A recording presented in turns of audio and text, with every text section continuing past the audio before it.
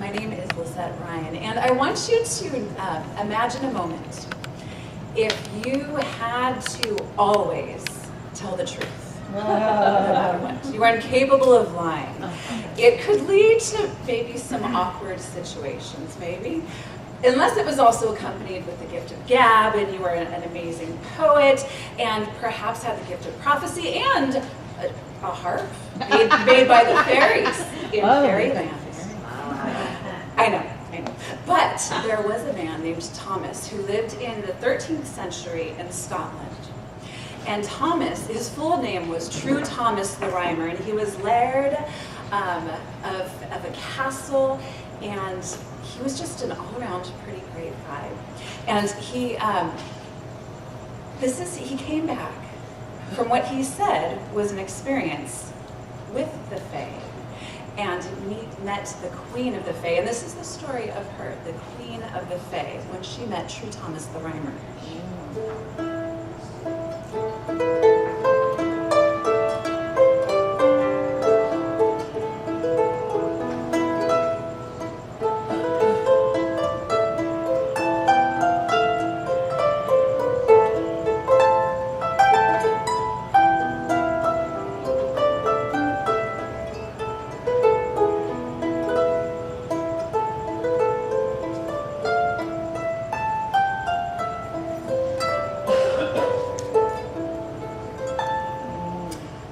From all accounts, being in the realm of the Fae is incredible. There's a great hall, and there's music, and there's dancing, and there's just joyfulness, and there's nothing that is lacking. There's no reason why anyone would want to leave. So this is what the Queen of the Fae was thinking about one night as she was sitting there amidst all the revelry every night, feeling a sense of dissatisfaction, feeling kind of this anxious sense that she couldn't quite explain. Now she knew that there were humans that were sometimes brought, mortals that were brought into the realm of the Fae, and something about their lives, the shortness, the struggle, that there was something that had a fire in it, and it drew her. So she decided that she would go and she would explore our realm of the mortals. And so she went to grab her harp and take it, and as she did, she caught sight of herself in the mirror with her long red hair and almond green eyes, her flowing dress of green velvet, but just looking at that bored her too. So she grabbed her harp, and she went and she got the bridle for her horse, a magnificent animal, many hands tall, completely white, and the bridle and the harness had gold and jewels, and they were just quite a sight to be seen. So she got on her horse, and she rode off. And she went through the path that led her to our world, and through water.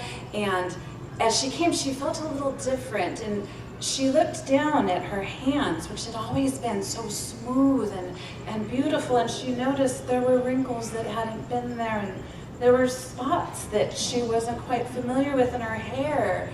It was long. It was very white.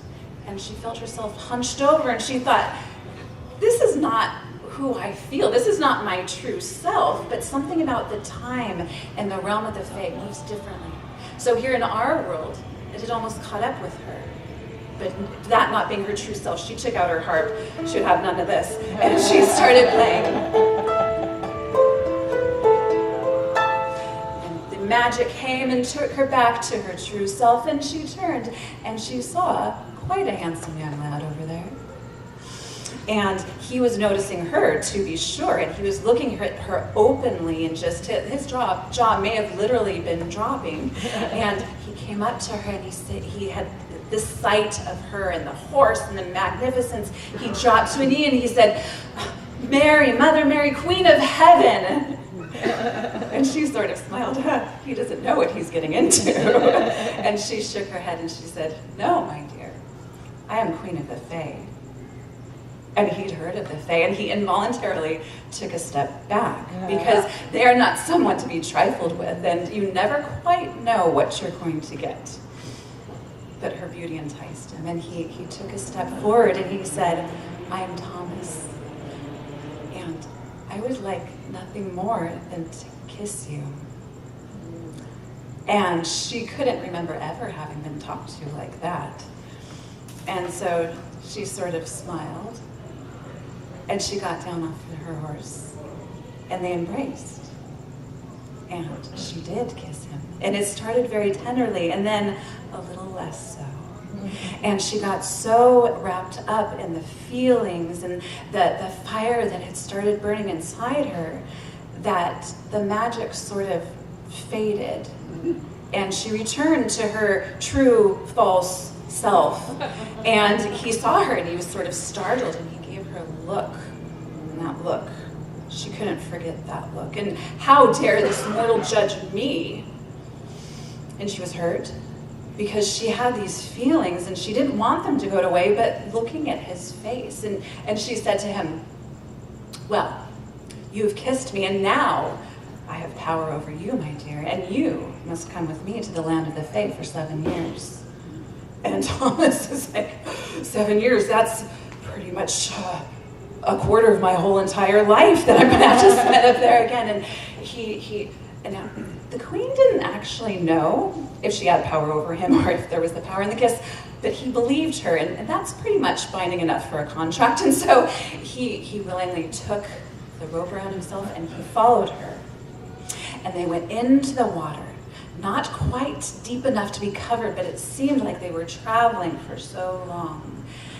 They were traveling and traveling, and finally they came to a clearing, and it was an orchard.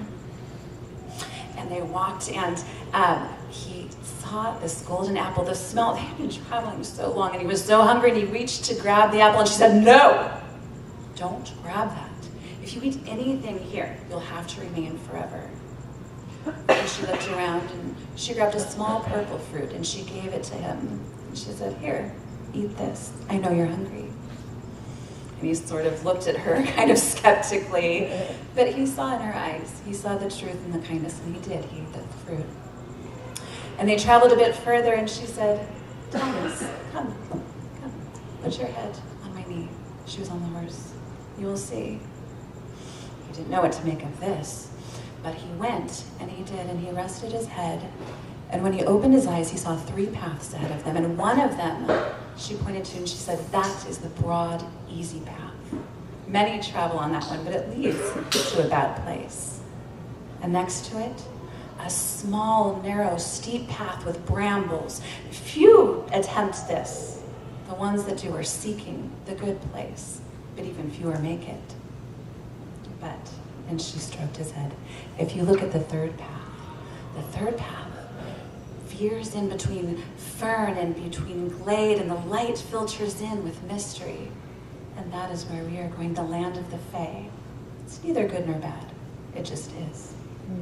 And so they took that path, and they went, and once the clearing had opened, she turned to him, and she said, so, Thomas, when we get there, don't say anything about the kiss, okay?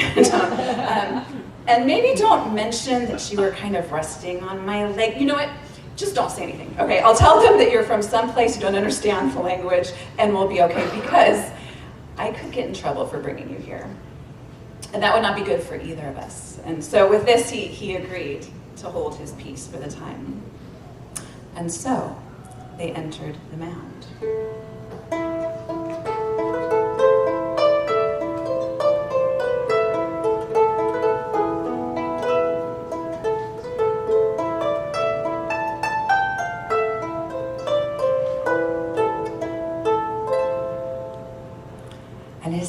Adjusted to the candlelight in the cavernous room, he saw the chandeliers and the great beams and the wooden tables, and there was singing and music and drinking and eating and drinking and laughing and drinking.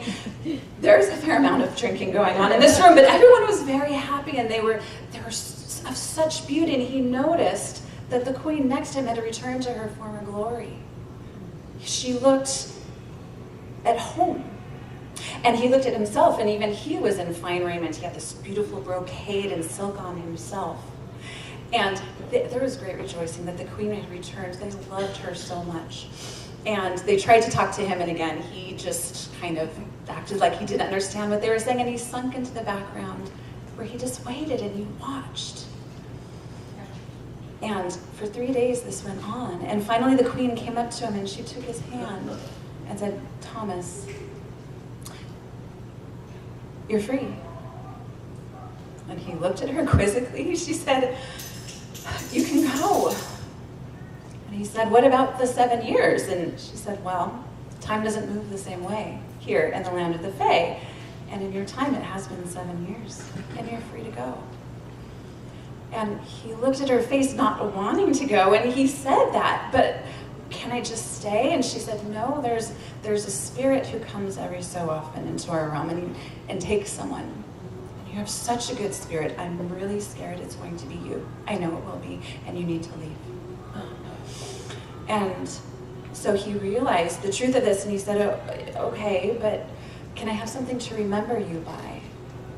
And she smiled and said, "Well, eating the fruit has given you the truth. You can never tell, you can never utter a lie, but I will give you more than that. I will give you the gift of prophecy and of poetry. You will be a mighty bard, and I will give you my beloved harp." And she took her instrument and she put it into his hands and walked away. And he turned and he left and went back through the orchard and through the water and finally came to his own castle again, where he lived happily but alone, until one day as an old man, now he had long gray hair and a beard and eyes that crinkled when he smiled, and he had thrown a feast, and some of the revelers came and said, "Outside there's a giant doe and a stag, and they're all white, and they're just looking expectantly at us." And he knew that that was the Queen of the Fae inviting him back. And unafraid, he knew he was ready. And so he went and he just left immediately, and he followed the animals into the water where he was never seen again. For weeks they looked for him, but there was no body, because he had finally returned to where he had left his heart, in his body, with the Queen of the Fae.